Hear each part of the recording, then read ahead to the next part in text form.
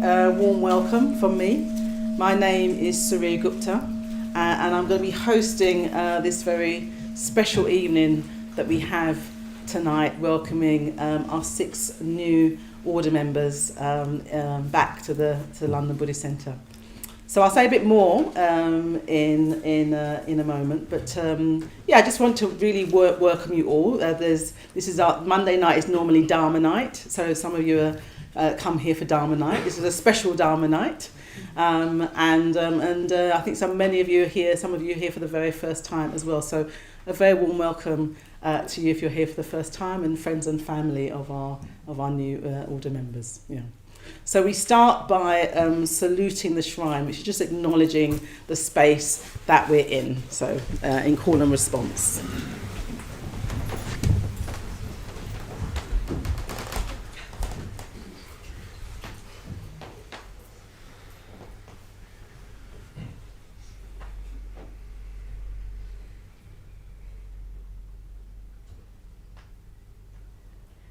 Namo Buddhaya. Namo Buddhaya. Namo Dhammaya. Namo Dhammaya. Namo Sanghaya. Namo Sanghaya. Namo Namah. Namo Namah.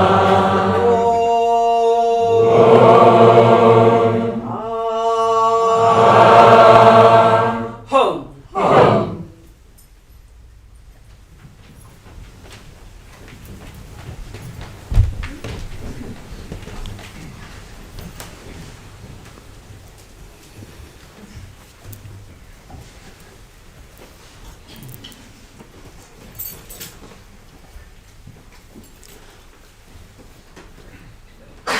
So we've just acknowledged this gathering.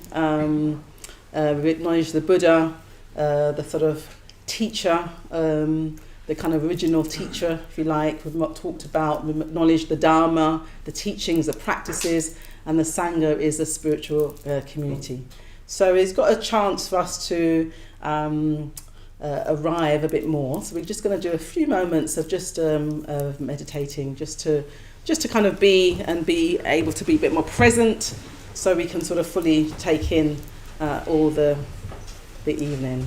So invitation is just to spend a few moments in quiet,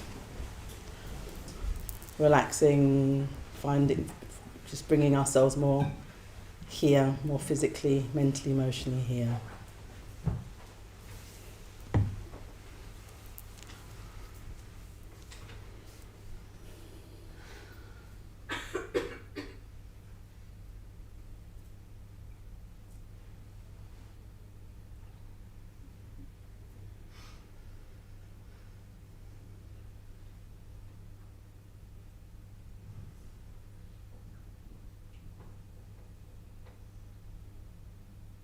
Connecting with why we're here this evening.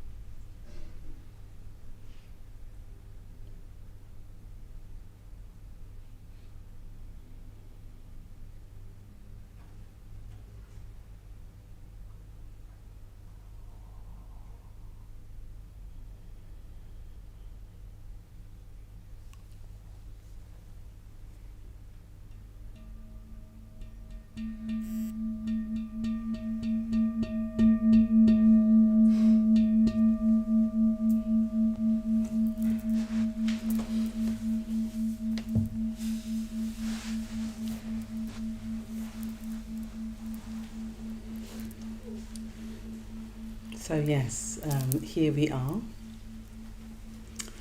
And I'm very happy to be hosting this evening. We have a few really important evenings at the centre in our calendar, in our year's calendar. And I would say this is very much one of our most important evenings that we have, because it really captures the heart of what we're doing at the centre, why this centre exists. So we're welcoming back tonight 6 women who have all been away on a long retreat for 3 months. And it's a very special retreat because they were being ordained on that retreat. They were being initiated, if you like, into the Triratna Buddhist Order. And I was reflecting, on my journey. Those of us wearing one of these cases, they're called, it's just kind of like an abbreviated robe, very abbreviated. And we get one of these when we're ordained as part of the ceremony. And whenever I'm at one of these evenings, it always takes me back to my own ordination, and I think those of us all ordained probably all share that. And then that takes me back to what started the journey in the first place. Many people in this room, come here for all kinds of different reasons. I had a number of different motivations that got me to a Buddhist centre. It wasn't on the plan, as it were, but I found myself one day, at a Buddhist centre. And as I teach and share, practices here with many people, I always hear, well, why, people's stories, why they're here. And it's very varied. Some people come because of, stress, and they hear that meditation is very helpful. Some people come because there's been a big life event, sometimes often a challenging life event, and they're trying to work out, well, how to continue really, how to make sense of the event that's happened in their lives, and then how to continue in a sort of positive way as a result of whatever the event was. Some people come with just big questions. That was one of mine. I came with a big question that I couldn't find the answer to anywhere. And some people come because a friend's brought them along and just said, just come with me. I took a friend of mine along to the Buddhist centre. I said, I want to go to the Buddhist centre, please. I can't do it by myself. I don't know what they're like, these Buddhists.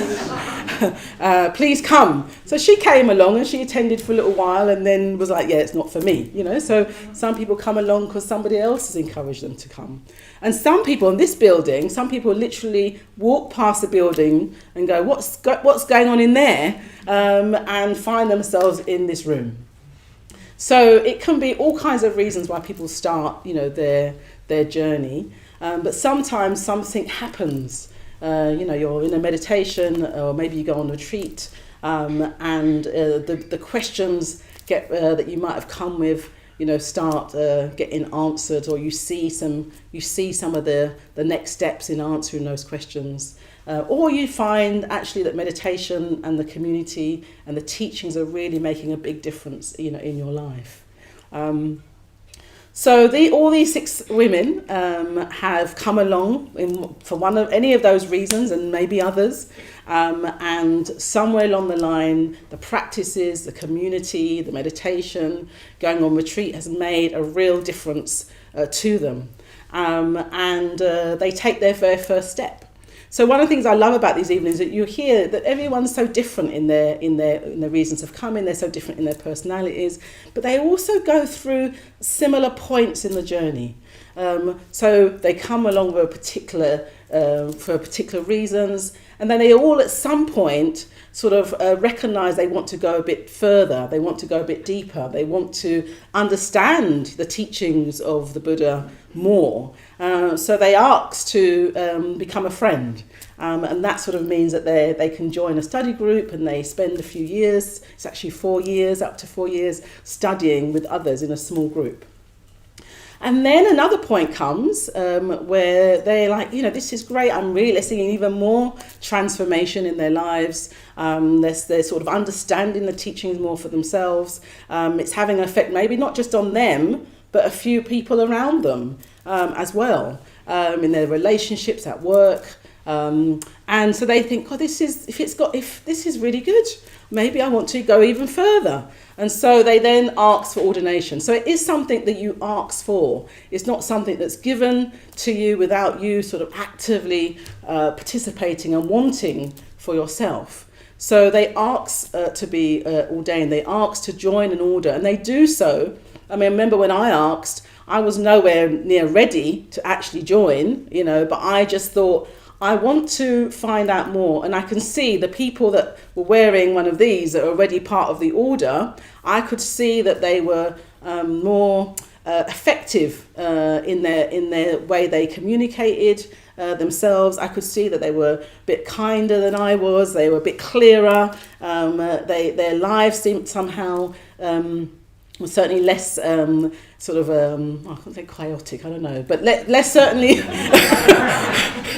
There was a centre to their lives. There was something at the heart of their lives that they seemed to make sense of whatever was going on in the rest of their lives.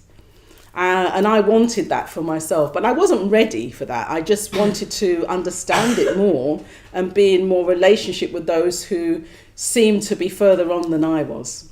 So I asked to be ordained, and then there's a whole training process. So these 6 women, they've been training, for years to be ready to be ordained. And at some point in that training process, they feel that they feel more effective. They feel more like it's not just something the practices and the teachings are not something they're just occasionally doing. It's something that's really permeating their lives. They've still got a long way to go. It's the beginning of another stage, if you like, but they get to a point where they feel ready to actually be ordained. And they feel ready, and the people that have been supporting them also feel that they're ready.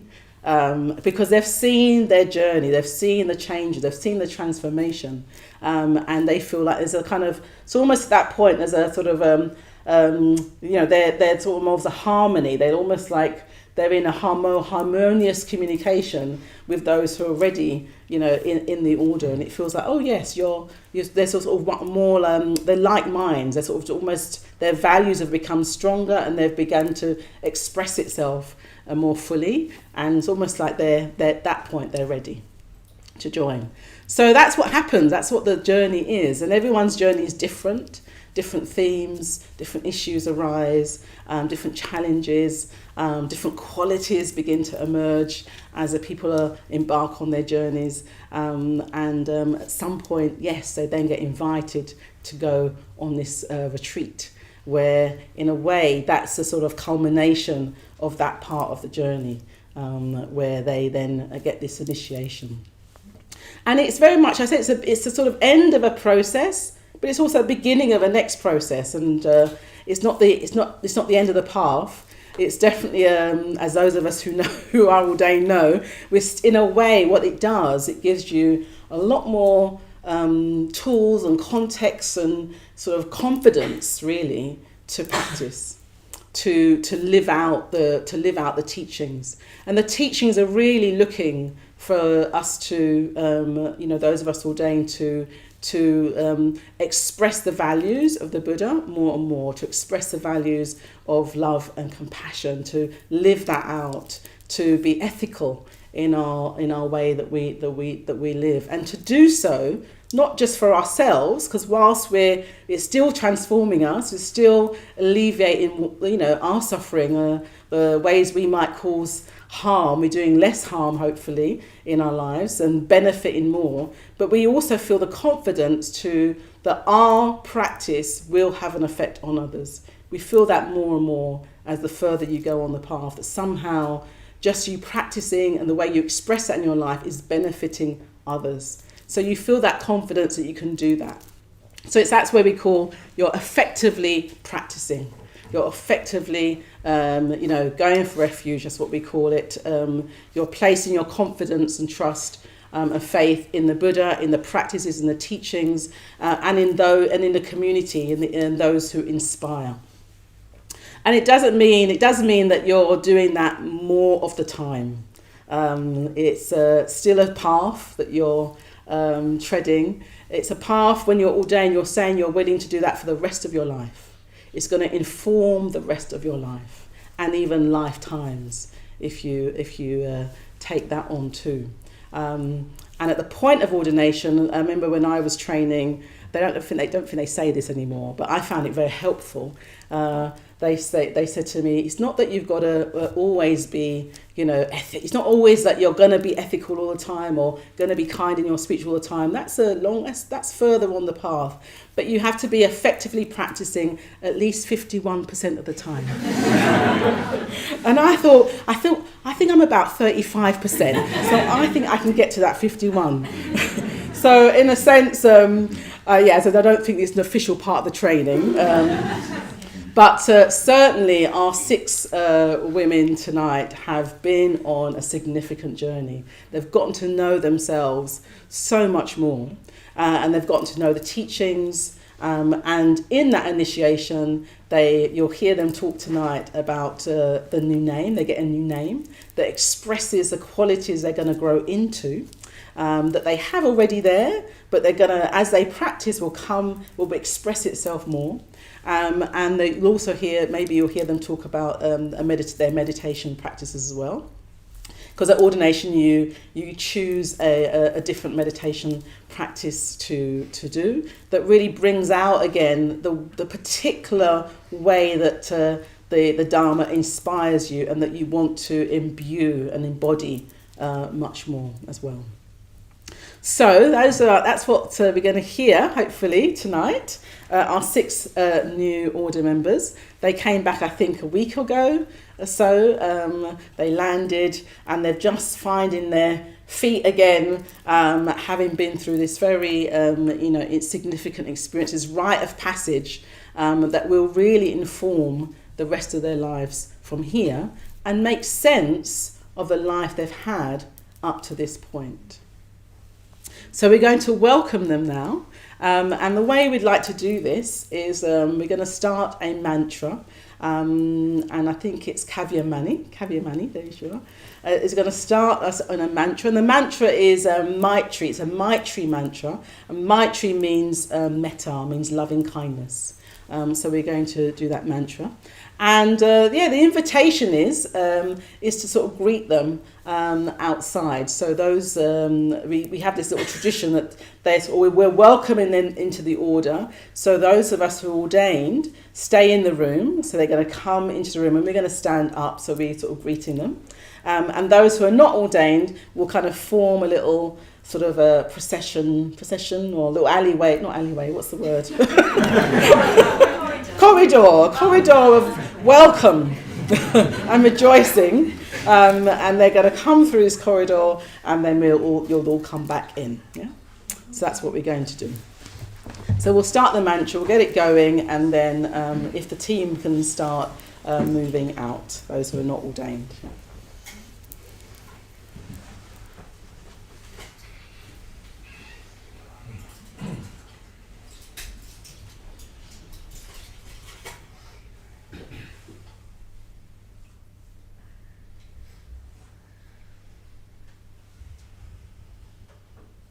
Oh, my tree, my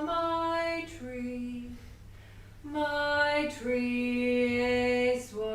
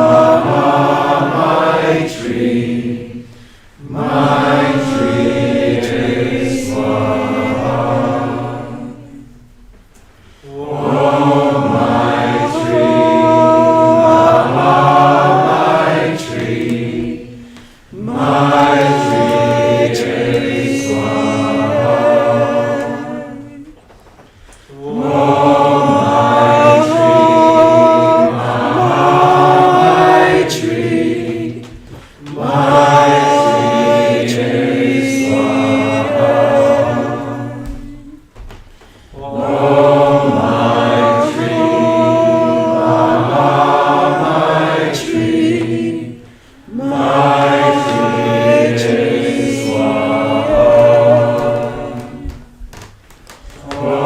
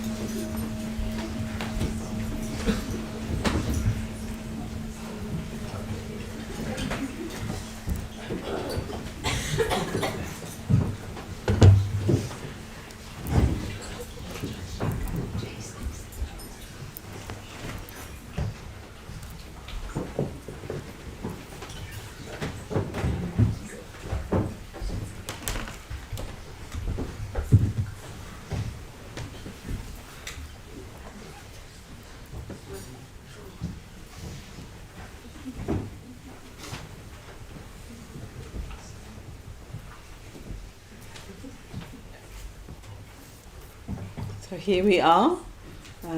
Want to welcome you if you just joined, and also online as well. And here they are, our 6 new members of the Triratna Buddhist Order.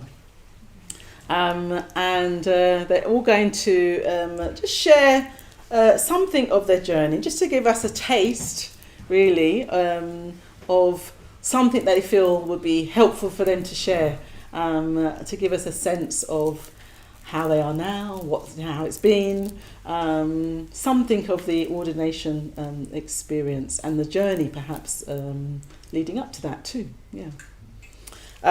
So without further ado, we're going to start. And I won't say your new order name. I'll leave you to say that. So I'm just going to point or beckon. So welcome.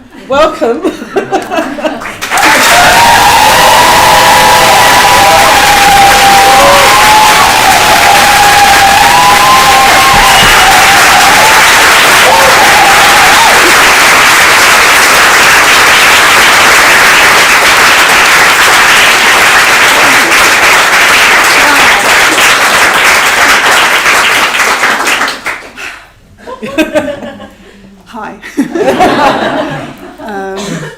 I just set my timer.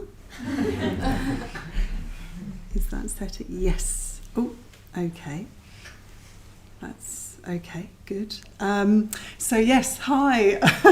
So what a warm welcome. That's amazing. Thank you all so much. So my name is Aria Vandana, and the meaning of the name is she whose worship, reverence and praise are noble. So that's me.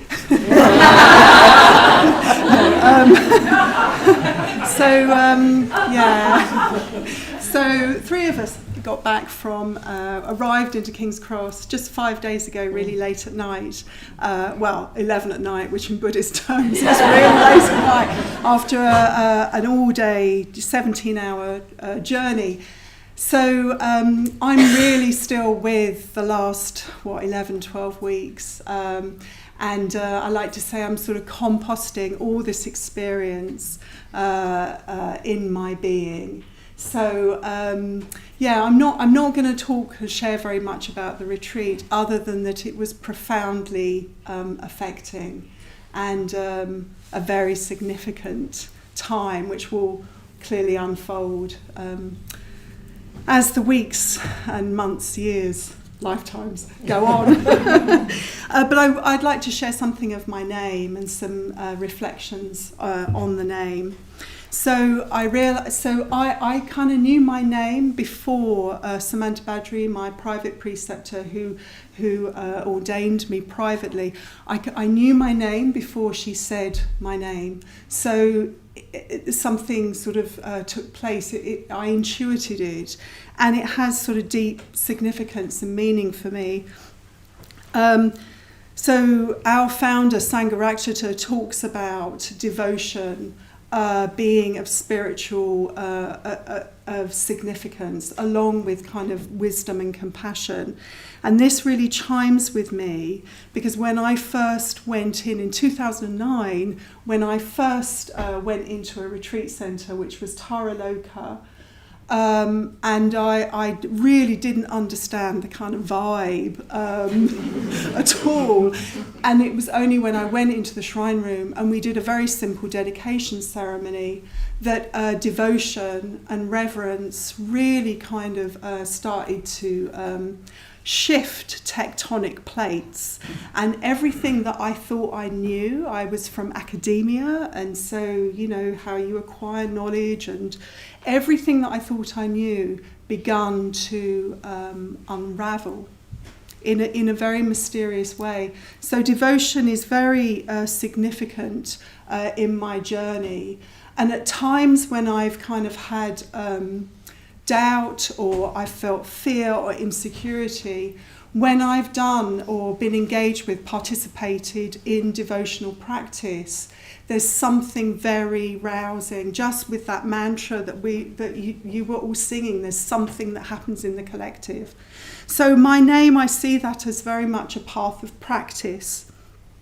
And even, the Buddha himself, when he gained enlightenment, he didn't just think, I've gained enlightenment, see you later.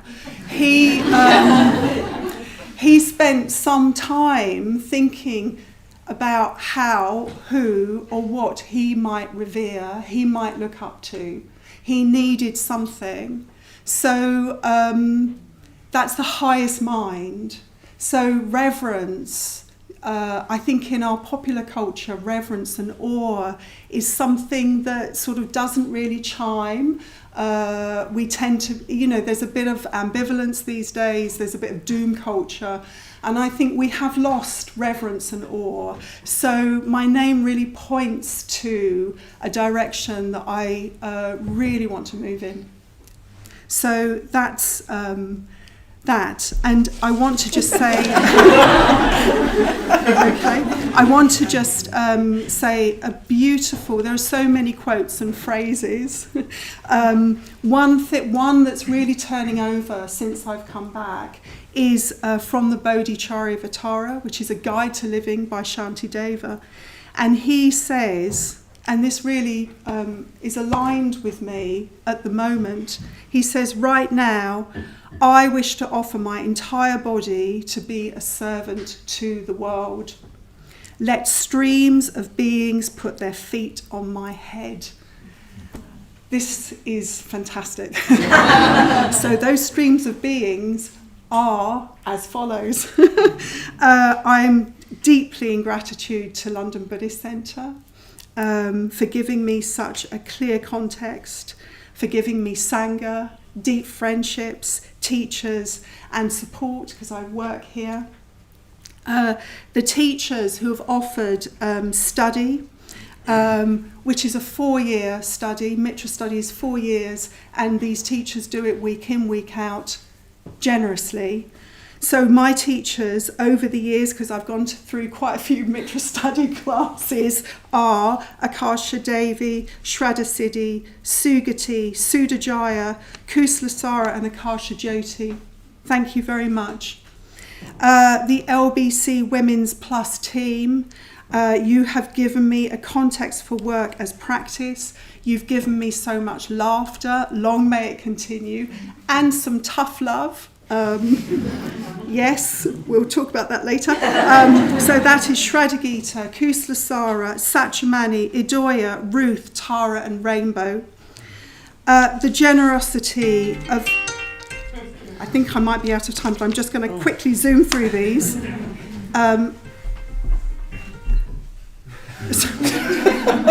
The generosity of those that performed at my leaving do, Anna, Vishvantra and Natalia. Your art really kind of got me through the dark and the light on the retreat. My cousin Vivian, who's online. I hope she's online. And a non-Buddhist, but not frightened to use my name. So that's really good. My many friends from the Sangha and out of the Sangha, Cam, Sarah, Natalia, Danutar, Danadara, Gurnham, Satchamani, Idoya, Alfie, Vandanashuri, the list goes on, to Breathing Space, to Jahit. Your T-shirt, smelling of patchouli, was worn a lot on the retreat. Thank you. To Gabby, who is also online, who couldn't come tonight, you're 1 in a million, and I thank you deeply. To my Kula, whom I revere in your dedication and generosity to the Dharma, Samantha Badri, Sugati, Mahamani, Shraddha Gita and Surya Gupta. Shraddha Gita, as I think we all know, is really a darkly masquerading as a human being in this lifetime. She has taught me right effort and to consistently show up. Surya Gupta, who is a tigress of LBC.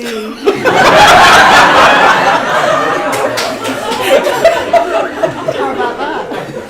In the best way, right? Go away for 12 weeks.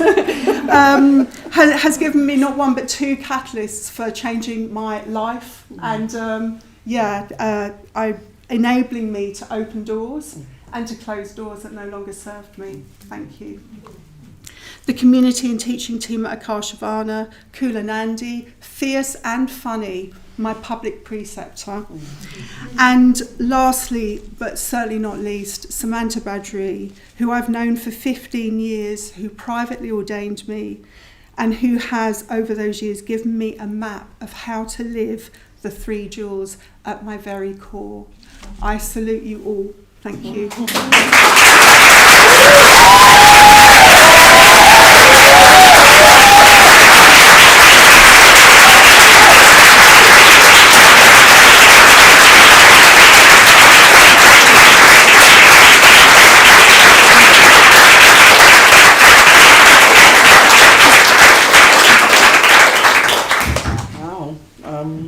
Thank you so much, Vandana. I love the expression of your tectonic plates shifting, sort of your passion and clarity, and willingness to. Usually, the passion and clarity don't always go together, but but passion and clarity and something to give yourself to. It's very, very beautiful to see, and the confidence on which you're standing on now that's emerged is very beautiful, so thank you very much.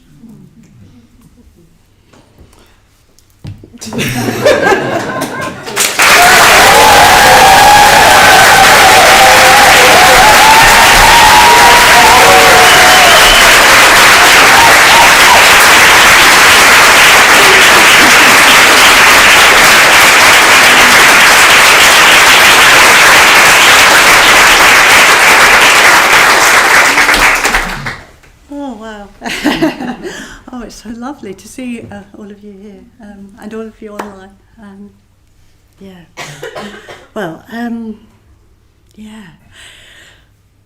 better get started, haven't I? Okay. My name is Edvira. She who longs for or is fascinated by non-duality. So I'll say a bit more about that later. So I think at this stage of my return from the mountain, I'm still trying to absorb all that has happened. So I've decided to focus on just one or two things that seem to be coming to the forefront at the moment. There's so much more. When I started to read through the notes I'd made in my journals whilst on the retreat, I was struck by something that emerged right at the beginning and how it signified the enormity of what we were all embarking upon. We were going on this retreat to explore what it meant to go forth, leaving behind not just our friends and family for 3 months, but also letting go of something deeper, something much more mysterious. And we would be returning with a new name, which would mark this letting go. Walking up the mountain to the retreat centre, we introduced ourselves to each other, saying our names and where we came from, because there were people from all over Europe on the retreat. I found myself saying, I'm Heather. It's a Scottish name. I live in London, but I spent my formative teenage years living in Scotland. When I returned to England in my late teens, my older sister remained and made her life there. I regularly visited her, almost once a year, always feeling that strong connection to Scotland. But just 9 months ago, she died after a long illness. The landscape around the retreat centre is surrounded by pine forests, and when it was wet and windy, which was a lot of the time, it reminded me a lot of the landscape of Scotland. So I could not help but be reminded of my sister. That first evening I experienced a strong wave of grief, actually. I kind of acknowledged that all of these strong reflections and arriving on the retreat were somehow mixed up together, but also it felt profoundly connected in a very mysterious way, the letting go of my name, the letting go of my dear sister Anne, as well as my connection with Scotland and my past life there. In terms of the ordination process and throughout the retreat, and still now, I am reflecting on what holds me back, what everyday fears and anxieties do I hope to continue to loosen and let go of. What views of myself and views of others, what thought patterns, what habits are unhelpful. In Buddhism, Shunyata can be said to represent freedom, freedom from all these self-limiting past conditions and obstacles, things that prevent us from reaching our full potential. This is and will continue to be my working ground. I have no background of active engagement with religion. I think my family would agree that we pretty much had an atheist upbringing. So it's probably a bit of a mystery to them that I'm standing here now. As a teenager, I had a deep longing to go to art school. There's that word again, a longing that's in my name. There is no history in my family of taking that path either. This was an ambition that was fulfilled. I studied at Goldsmiths University in the early 80s and went on to exhibit my work regularly and to teach textile art. My art practice is still very important to me and an integral part of my Buddhist practice. However, about 20 years ago, after the death of my mother, I began to realise somehow that my art practice alone wasn't enough. I could not have articulated back when I was a teenager, but I think the longing I had to be an artist was also about a longing for something spiritual in my life. I've only kind of recently realised that. Something that searched the depths of who I am, but also connected me with something greater than myself, bigger than the self-contained me. To a certain extent, I did discover this through the process of drawing, through focusing and concentration on an object. But when I discovered meditation 14 years ago, I immediately saw the connection and began to understand more clearly what I was instinctively doing when I was drawing. Through my art practice, I've always been fascinated by dualities, the absence and presence of figures, told through the imagery of everyday mundane objects and clothing.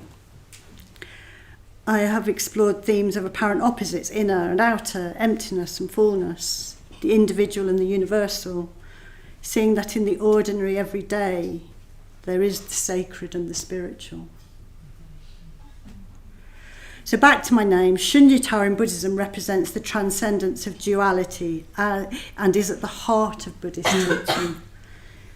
Sugati assures me that my name is a reminder for me at times when I get bogged down in the ups and downs of life to connect with the bigger picture, look deeply within and allow my highest aspirations to emerge. I'd like to do a few thanks to people who have supported me along the way. Of course, Sugati, my private preceptor. Amberant, who I think is online, who invited me to come and work in Jambala Bookshop back in 2015. Shraddha Gita, who invited me into Lama's pyjamas at about the same time. Abhay Nandi, who was my boss there for many years. She's at Shavana now, I think.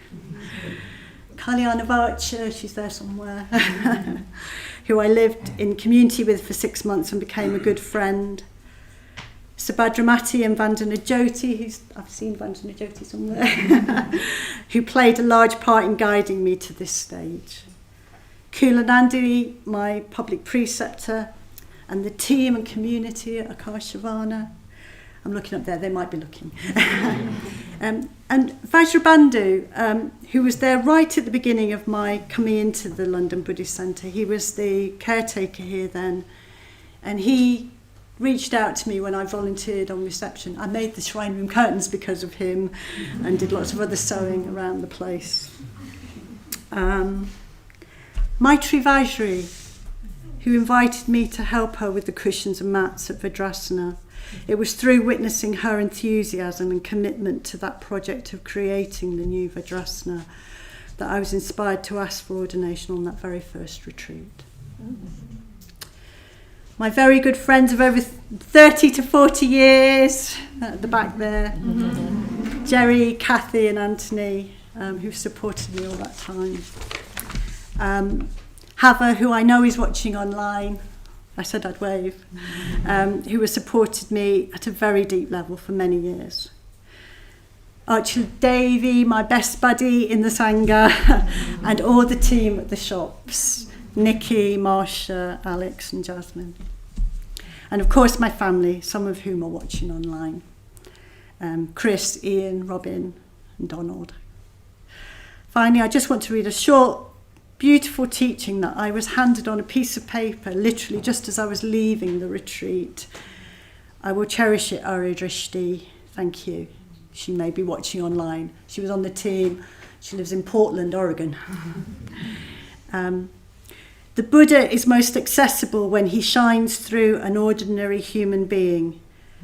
Be that being and learn to recognize the Buddha in others. Embody what you most truly and deeply believe, open to the heart of reality. Grounded in your practice with full acceptance and compassion for all you have ever been, let go into the sky and dance.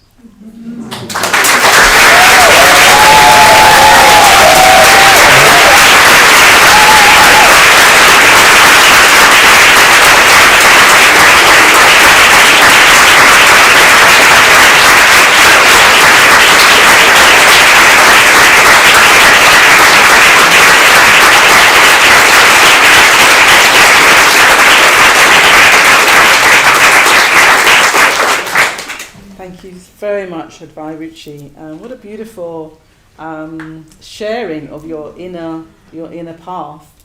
And I was thinking something about when you talk about letting go, all the things you've let go of, and there's something where you described it in your letting go, but you're also honouring your past and honouring the path that you've trod and made it very beautiful. So you've sort of made sense and made it very beautiful, and then opened it up to something that's big and vast as well. So I just want to thank you very much for sharing.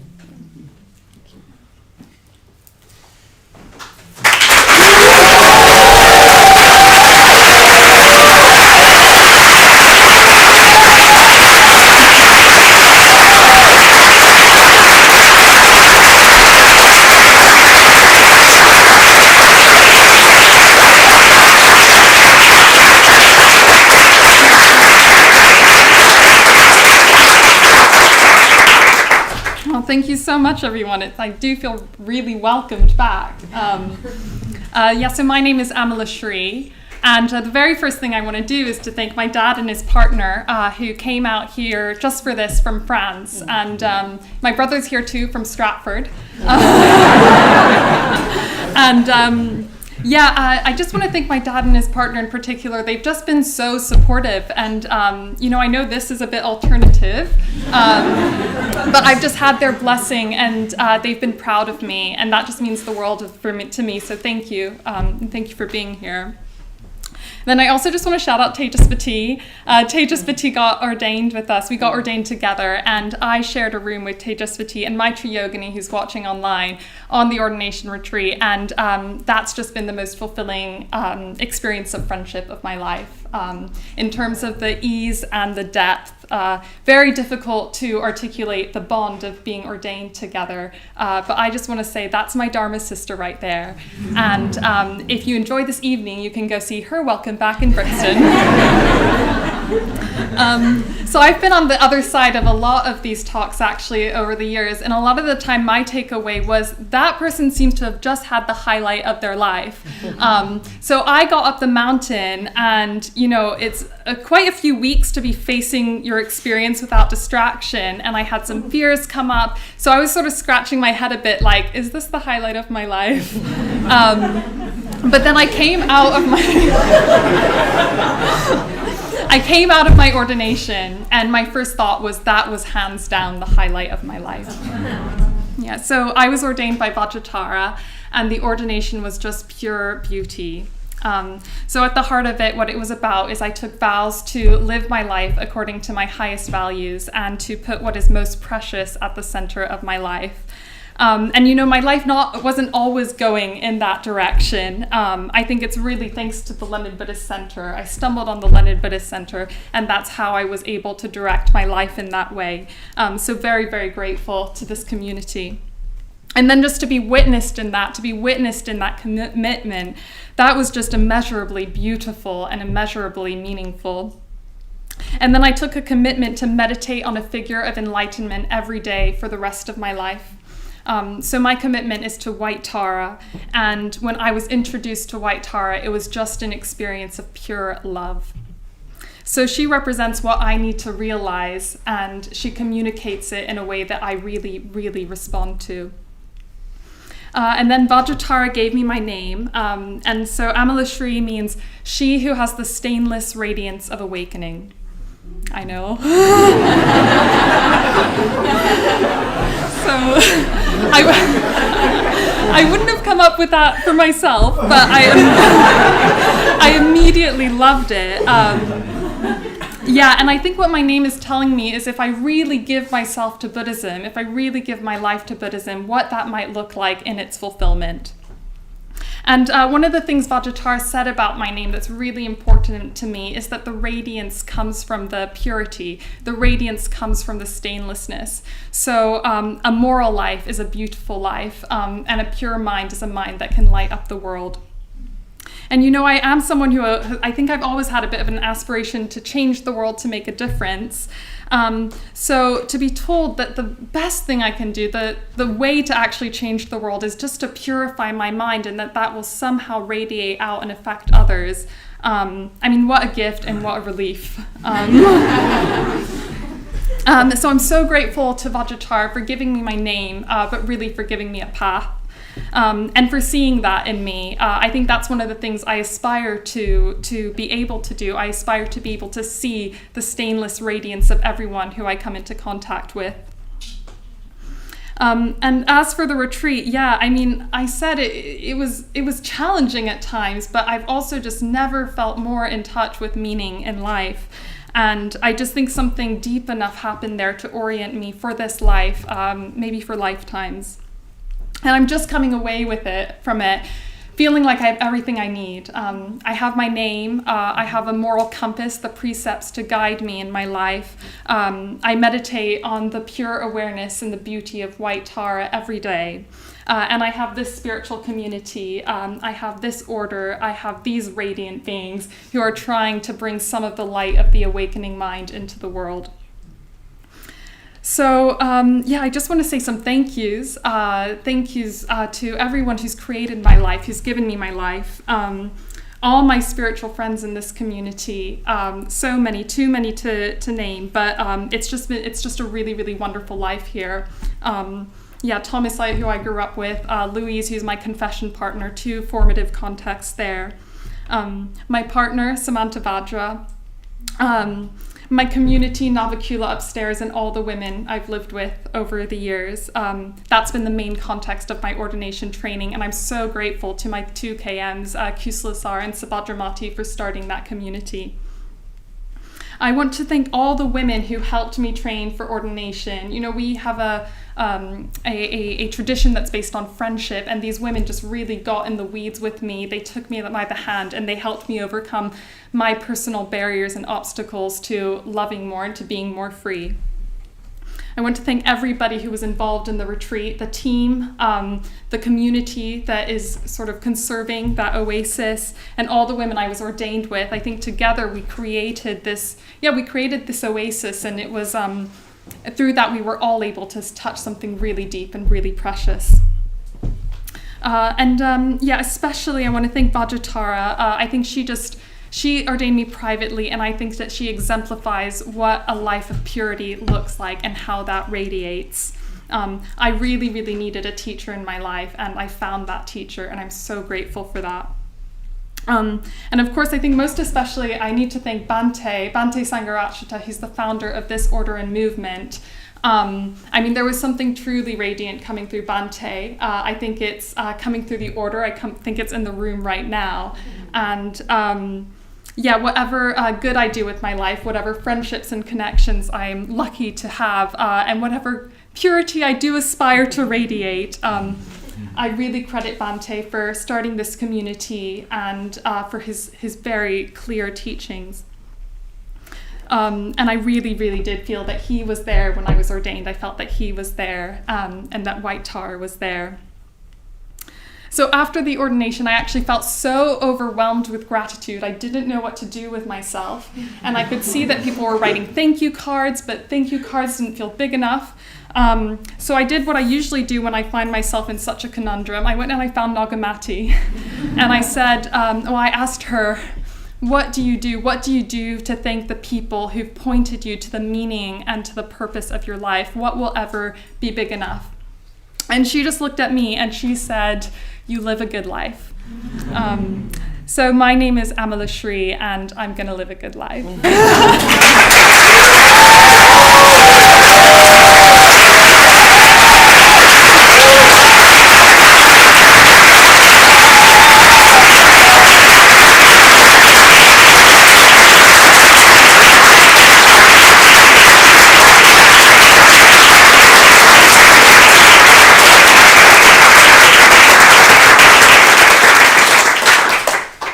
Thank you very much, Amalashi, and also for sharing about purity. It's not the most fashionable of words, perhaps, but also when you're ordained, you take on additional ethical precepts as part of your ordination as well. So you sort of really brought that out. And there was something, when you were talking, I was thinking, we can think of purity as sort of innocence, really, but it's really strength.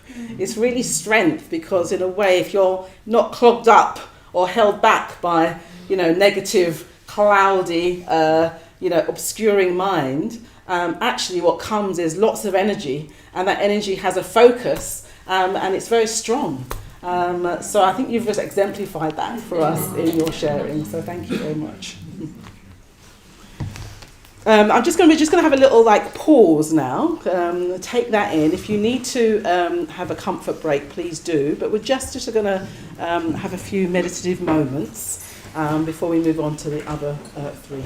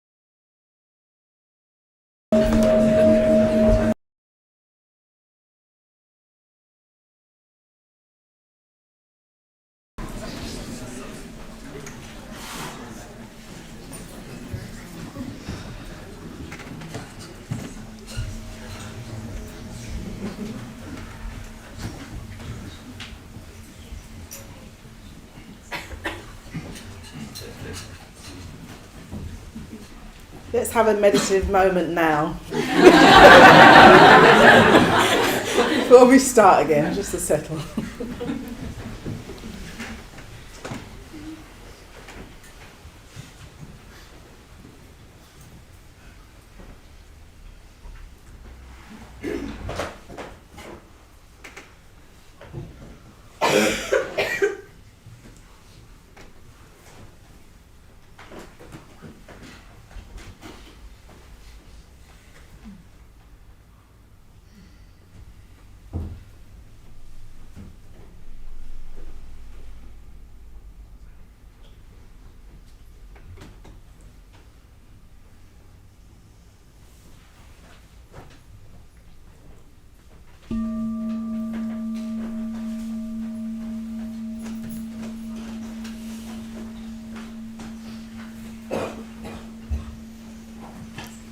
So we're going to continue now with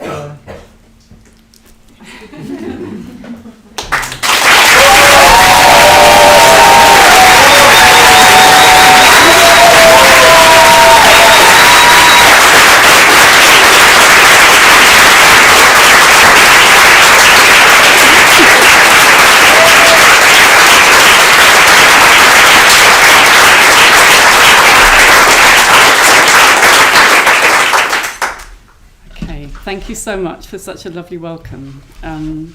It really feels so special to be here.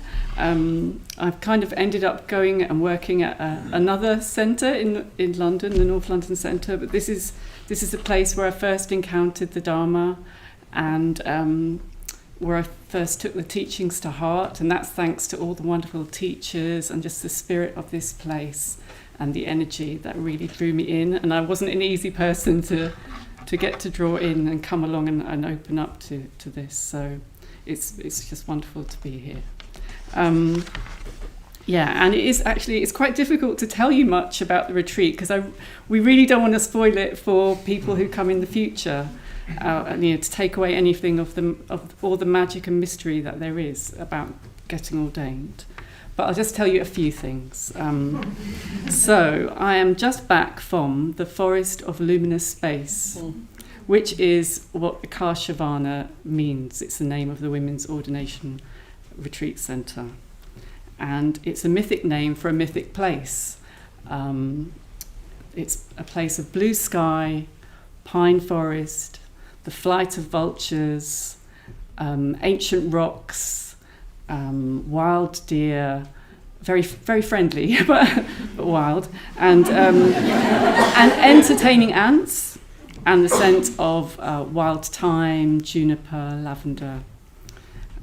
So it's been a great privilege to live in a place of such great beauty and wildness, and that's something, if you're getting ordained, you can look forward to. And I'm coming back loaded with blessings and gifts. So I'll tell you about a few of those. So one of those. So yeah, I'll tell you about my gifts. So I've had the pleasure and inspiration of spending time with 18 other wonderful women making a huge commitment to live their life and dedicate themselves to the Buddha, the Dharma and the Sangha. And here are just a few of them. And it was a real privilege to be with them and be inspired by their practice. I've been given the conditions to put study, reflection and meditation right at the centre of my life for 3 months, with the only distractions are the ones going on in here, which was plenty, but so much care and thought is put into the whole process. I've been given the gift of being led by two remarkable women who, Kulanandi and Akashashuri, who've dedicated their lives to Bante's vision of the order and to developing wisdom and compassion and helping other people to do the same. And I'll never forget the huge generosity and energy, commitment, but also the joy they take in doing that. And that's going to be a lasting touchstone for me, the inspiration of what they've done with their lives and what I can try in my own way to do with my life in the order. So I just want to mention 3 more gifts in particular. So one of them, a big one, is my new name, Prasadasara, which means she whose strength and essence is her brightness, grace, and kindness. Yes, it often gets that response. And when I first heard it, I was relieved. I was moved to tears. I loved the sound of the name. I didn't know Prasada before, so it was new to me what the meaning was.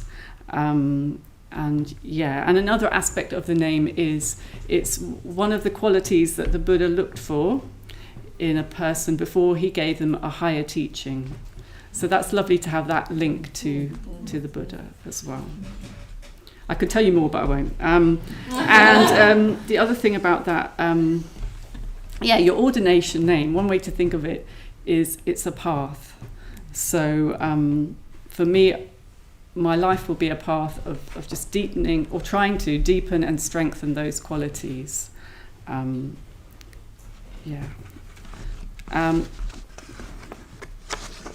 The second remaining gift I want to share is I've been given a meditation practice where I contemplate an archetypal Buddhist figure. And the practice I've been given is Green Tara. So that's an expression of the compassionate aspect of enlightenment. And she's a figure who's been described as compassion at its most tender and heartfelt. So that's something, it's such a privilege. That's something I'm going to be meditating on every day, and I just hope to just bring those qualities more and more to life in my own life, to benefit others. And the final gift I'll tell you about is the gift of the blue sky. So coming back to Bethnal Green has been lovely. I've had a lovely welcome from my community, but the sky hasn't been as blue as Spain, not at all. But the sky I've brought back with me is not weather dependent. Yeah, it's the mythic blue sky. It's the sky where things arise, things pass, things are impermanent, insubstantial. But because of that, there's always the possibility of responding creatively to whatever conditions you're in. So that is something that I will keep touching base with. That's a massive gift. So finally, I'll say some thank yous. So being on this retreat has brought home to me the amazing gift of this order, this movement, and the genius of Bhante in what he did and how he inspired other people to offer this way of life, something different to what's being offered out in the world. And I wanted to, again, thank the London Buddhist Centre for getting me started on this path, inspiring me to ask to be a mitra and later on to ask to become an order member. And of course I want to thank Kalya who gave me my name and saw the positive qualities in me and had faith in me and patience and all the encouragement that she's given me over the years. I want to thank the wonderful friends in the order who helped me get ordained as well as Kalya. So Suvana Jyoti, Maitri Sambhava, Pranya Devi and Suchayani, who were so patient and faithful and supportive over the years. The whole Ordination retreat team, who were amazing, as I've mentioned, Kulanandi Akashashori and the other members of that team, the Akashvana community, and all the many people whose friendship and support and inspiration has really helped me through the years. So my wonderful community, members past and present, Maitri Mandal, thank you so much for all your love and support. to my dear friends Kirana Shri, Patty, Achula Devi, and to the people who've been on the path with me of training for ordination, most recently Jeanne and Advai Ruchi and Rebecca and Chandramalika.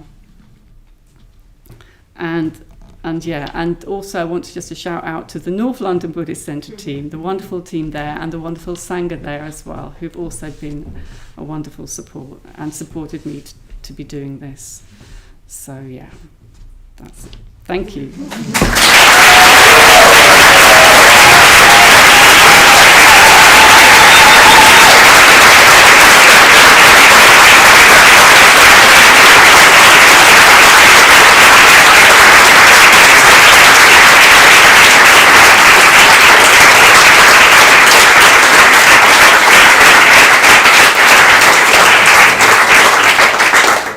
Thank you very much, Prasadasara, and what a beautiful name. It really is very poetic, and I really appreciate as well you giving us the teaching of the blue sky. It's a very profound image, but a very simple one that we can all bring to mind. And as you were saying it, I could really feel it sort of resonating, like, you've really captured or got something of that teaching, and somehow it's kind of expressing itself. So thank you very much for that, for sharing. Yeah.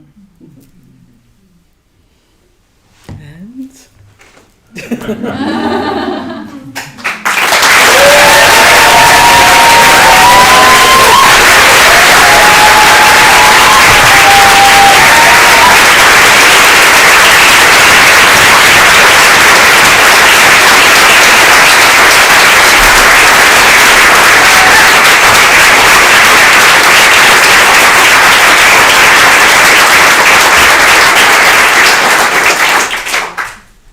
Thank you very much for the welcome. It's so good to see you all. There's so many of you here.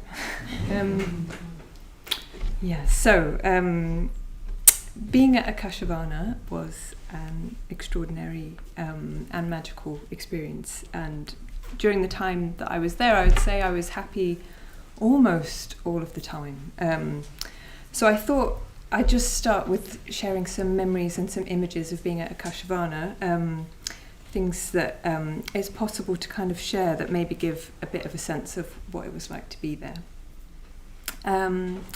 So firstly, sharing a tent with this being here, who's last to speak. So even though we were in silence almost the entire time that we were sharing that tent, it was such a very close experience inhabiting that shared experience in that shared space. So in the tent we would hear owls hooting in the morning. We would hear the ibex sometimes barking at night, which could be quite frightening. Sometimes the intense wind would kind of howl around our tent and would shake the sides so much that we thought that the tent might lift off, but luckily it never did. And I also remember lots of adventures with lots of these beings and lots of the beings who were watching online, climbing up the mountains and climbing the cliffs, so scrambling up rocks and bashing through rosemary and juniper and pine when we had lost the path, and following ibex tracks and sometimes making new tracks. I remember lying on my back with friends in the dark and watching shooting stars just streaking across the sky, and seeing the moon sometimes just setting over the mountains in the morning when I would get up very, very early to boil the kettles for the first cups of coffee for people. And I also remember very much the kindness of each and every person who was on that retreat. So that manifested in all kinds of little ways. So things like little posies of wildflowers that people would gather for each other, or notes of appreciation pinned on the board, and many, many other small acts of kindness. But it just really typified, I think, the atmosphere of our retreat, which was so harmonious and loving. And on the final night that we were at Akashavana, there was the most incredible storm. So we all stood out late into the night as multiple forks of lightning just lit up this huge black cloud, and thunder louder than anything I've ever heard in my life resounded around the mountains. So that was quite a spectacle from the universe for us to end on. And I like to think some kind of endorsement of what we had been up to. And yes, I should say as well that we weren't just climbing mountains and experiencing the beauty of wild nature, but we were also doing lots of very potent meditation and study and ritual. And also at some point during this time, there were the ordinations. And this period of the ordinations felt like a very magical time within an already very magical time. But during this time I felt very filled with confidence in the step that I was taking, and in the step that we were all taking together. So I had no doubt at all as I walked towards the kuti where the private ordination takes place. And I think I've spent a lot of my life trying to find a way to really be of benefit to the world, and trying many, many ways to do that, which ultimately didn't work out at all, or that I just could not sustain. And now I just feel like committing my life to becoming more and more awake and more free, and doing that alongside friends in the order and helping others to find that freedom seems at last a realisation of just a real longing to live a life of truth and meaning. So then there were the ordinations, and at my private ordination I was given the name Viryamala by my private preceptor Pranya Devi. And Viryamala means she who is recognised, honoured and rejoiced in for her energy and vigour. So I really love my new name, and partly why I love it is because it connects me to the figure of Vajrapani, who is the figure that I took up to meditate upon at my ordination. So Vajrapani embodies certain aspects of the enlightened mind. So he embodies pure, unobstructed energy, deep ease and relaxation and fearlessness, all put in service to wise and compassionate action in the world. So my name, which emphasises energy, along with this meditation practice, seem a really important pairing for me. And they do provide a path forward for my spiritual life. And I feel really encouraged in this path because my experience of being at Akashavana was really of energy, just being liberated in me over and over again. So in the intensity of those positive conditions and through focused practice, fears and anxieties dissolved, and I let go of habits of mind and ways of being that I really thought might define me forever. So by the end of the retreat, I experienced something that really felt akin to complete fearlessness, and just like so much energy, which was a very good feeling. And now my aspiration for my life in the order is just to keep working to remove obstructions to the free flow of energy, and then to put that energy to as good service as I can in the service of others. So last of all, but very importantly, thank yous. So I am so grateful for all the people who have supported me in my life and on this path. First of all, I really want to thank my parents, who I'm so glad who are here. So my parents have provided consistent love and support throughout my entire life. Regardless of which strange venture I might take up or unusual direction I might decide to go in. And that love and support is really an enormous gift. And I just have always felt a sense of security and stability in my life, knowing that I have that foundation to kind of rest upon, so thank you. I want to thank my wonderful husband Edwin, who is not a Buddhist and yet has supported me to go away for 3 months on this ordination retreat, and who's also just such a source of love and care and reliability in my life. So thank you, Edwin. Yeah, I want to thank Ruth and Natalia, who's over there. So two really, really important friends who've been with me in groups of various kinds, study groups and training for ordination groups, over probably like 7 or 8 years, and have just witnessed a lot of change in me, but also just been such a source of love and support and encouragement. So thank you to both of you. I also want to thank Shraddha Malini, who very, very early on after I'd asked for ordination sort of scooped me up and invited me to be in a training for ordination group with her and other women. That was such an important context for me, so I'm really grateful for that and just for the beautiful friendship that also grew out of that. I want to thank Mahamani.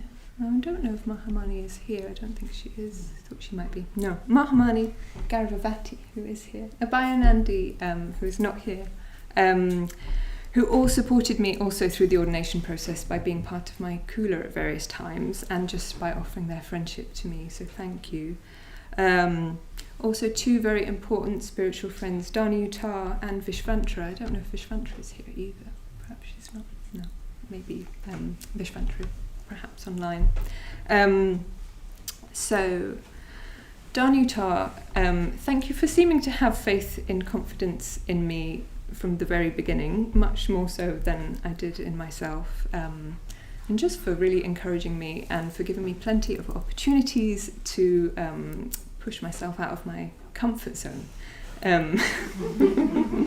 And yeah, just to realise what I'm capable of. So thank you.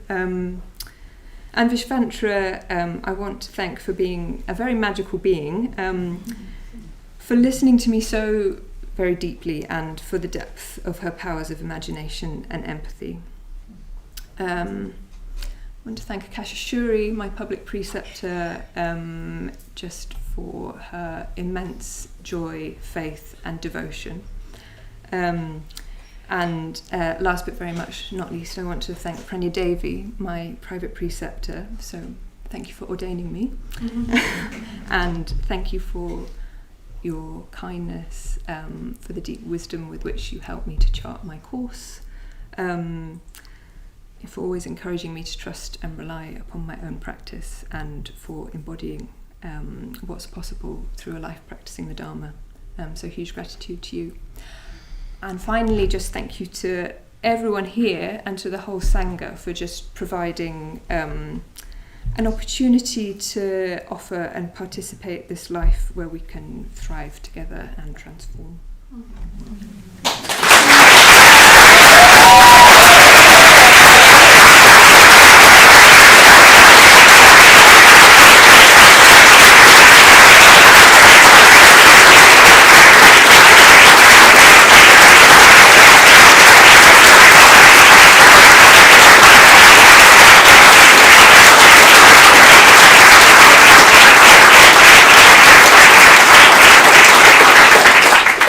Thank you so much, Viramala. That was very beautiful. And I really loved your evocation of energy and the possibility of unobstructed energy and the confidence that you have that it is possible to be completely fearless and put your energy in pursuit of what is truly good. And of course, that's what the Buddhist path says. The Buddhist path and the Buddha said it's possible to truly, alleviate, our suffering and alleviate all the barriers to our potential. And you really, I love the fact that you were, that on the last day or whatever the retreat, you sort of, the universe was responding very dramatically. But you also were very much standing in that possibility of fearlessness and pure energy. So it's very beautiful. Thank you.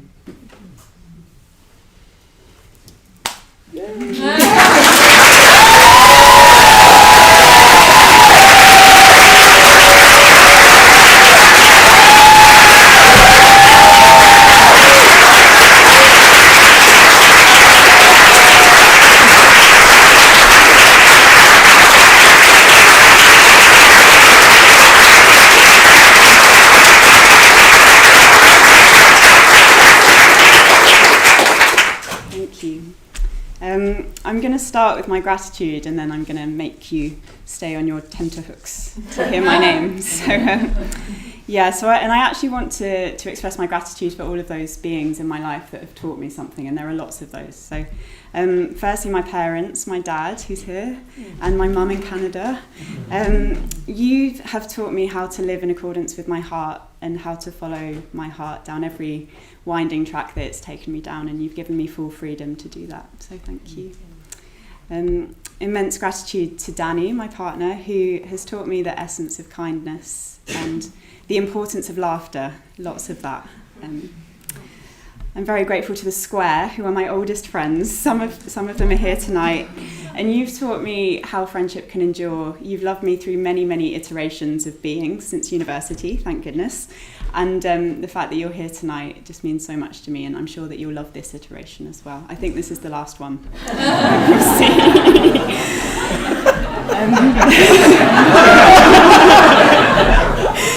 Big thank you to my colleagues. We've got Graham and James representing the PwC Deals Tax Portfolio team.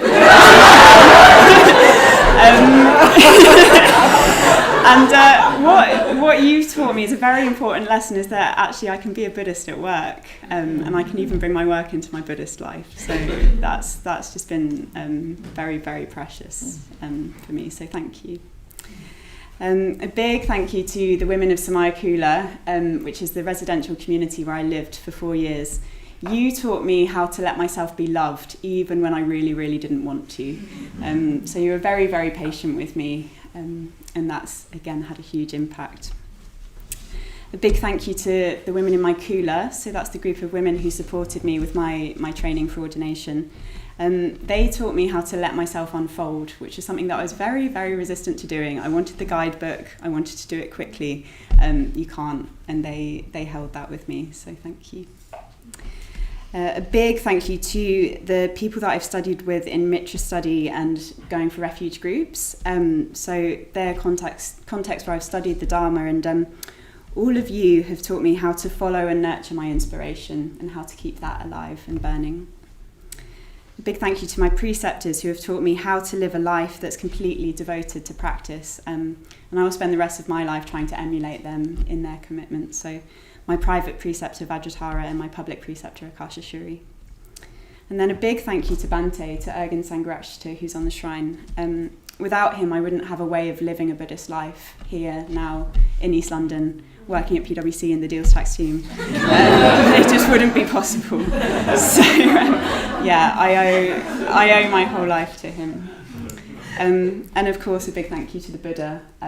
Without the Buddha, I wouldn't know that I had more potential as a human being, that I have potential to be more than what I am now, and that we all have that potential. So, yeah, that's all of my gratitude and all of the lessons. Well, not all of them, a lot of the lessons that I've learned along the way. So my name is Nagamati, and that means she who has the mind of the Nagas or dragons. Yeah.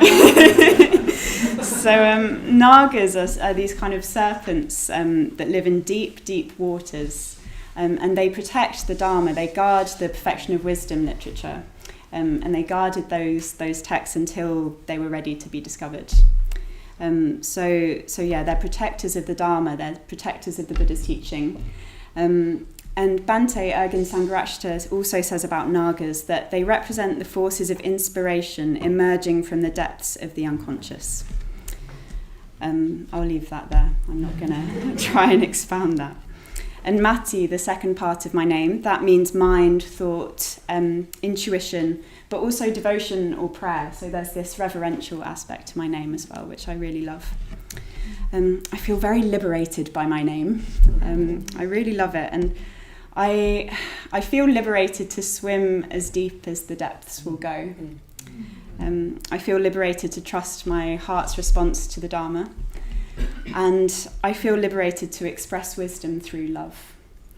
And I don't know what any of that means, but I will work that out over the rest of my life with lots of help from my friends. And the big teaching of my name is that the treasure of the Dharma must be shared. I can't hoard it all to myself like a miserly dragon. I have to share it. So yeah, that's part of what my name means. Now, I'd absolutely love to tell you all about the retreat and what happened at ex-Alana, and I can't, not just because I'm not allowed, but I actually don't know what happened. I was there, but I just feel like even if I told you every single detail of every meditation or ritual or kind of practice that we did, it just wouldn't convey what happens at ordination. It was the most transformative, metamorphic time of my life, and I only really know that because of the changes that I saw in other people, actually, including these beautiful beings. Just seeing these qualities emerging and shining even more brightly and even more strongly was such a privilege to witness. So that's how I know that it was happening. And for myself, I didn't have any kind of big, deep realizations or big lightning flashes. There was lightning, but I didn't have any kind of metaphorical lightning flashes. And at the same time, I don't think I came down from the mountain.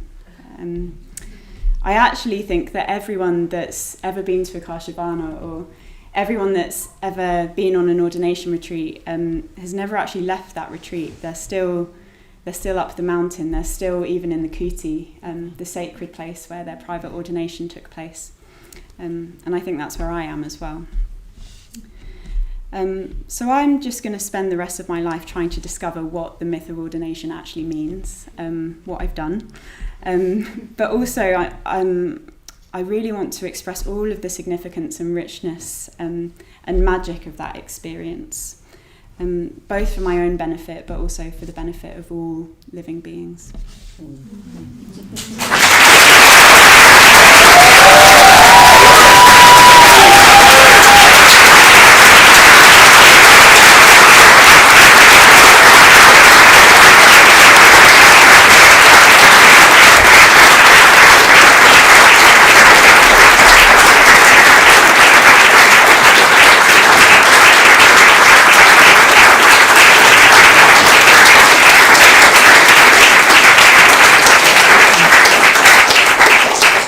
Thank you so much, Nagamati. Very, just hold flowers.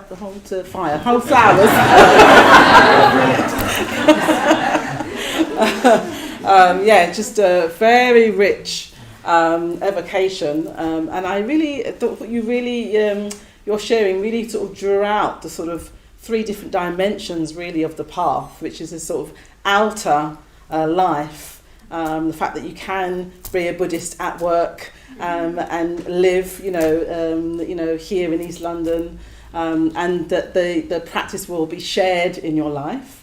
You also evoke the kind of inner, which is, some of your experiences of just transformation. And then I thought you evoked the secret as well, this sort of mythic dimension, that actually you have to have images for.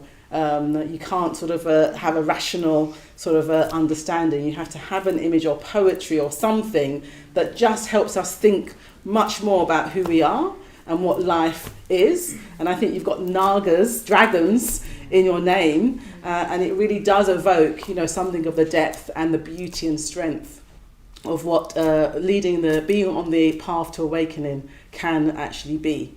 So thank you very much for sharing the inner, outer and secret aspect of ordination. So thank you, Nagamati.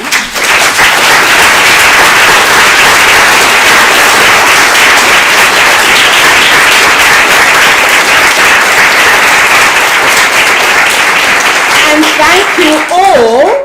You're going to be expressed with flowers. Thank you all for sharing. So let's have the flowers now.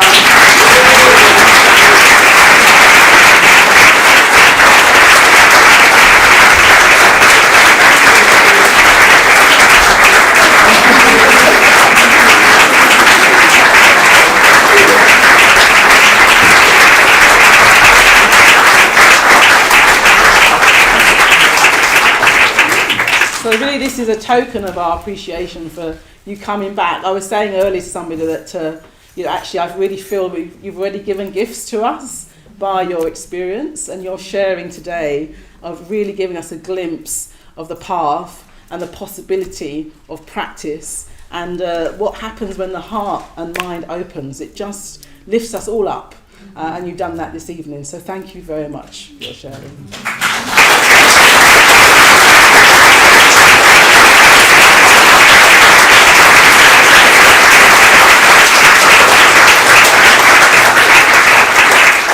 So we're going to end ritually with a mantra. Mantra means that which protects the mind, and we're going to evoke Shakyamuni in this mantra. And Shakyamuni is the historical Buddha who founded or rediscovered the path to awakening to enlightenment. So we're going to evoke him, and very much, it's about practicing the path for the benefit of all beings everywhere, so we can bring everyone to mind, those people in our lives, people in the environment, sharing the fruits of our gathering and our aspirations, whatever they may be, to all. Who's going to start us off the mantra? Oh, Dara, thank you very much. And whilst they're doing that, actually, our new order members are going to make an offering on behalf of us all. They're going to offer these white flowers to the shrine, and the mantra will fade, and then we'll proceed outside for tea. So please do stay for tea and cake as well. And the online, thank you for joining us. Yeah.